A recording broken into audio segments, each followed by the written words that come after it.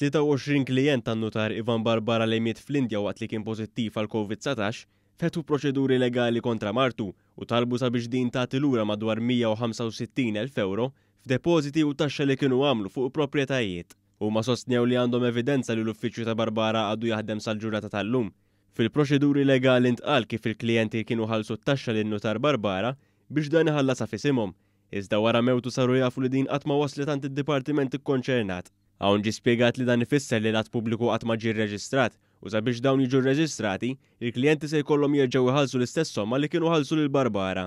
L-avukat tal-klijenti sostna kif huma se jippruvaw li l-arma tan-notar aċċettat il-wirt ta' żewġa minkejja l-fatt li l-klijenti ġew informati li din irrinunzjat il-wirt.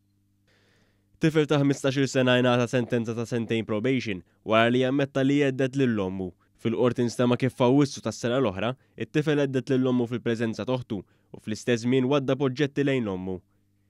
Lucy Grima ta' 68 sena ngħatat il-ħelsin mill-arrest wara li tresqet il-qorti akkużata b'ħasil tal-flus, użura u teddid.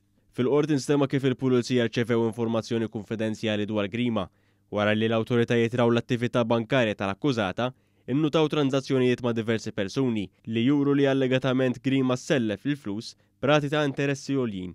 Intqal ukoll kif Grima allegatament ippruvat tagħmel kuntatt ma' waħda mix-xhieda waqt l-investigazzjonijiet.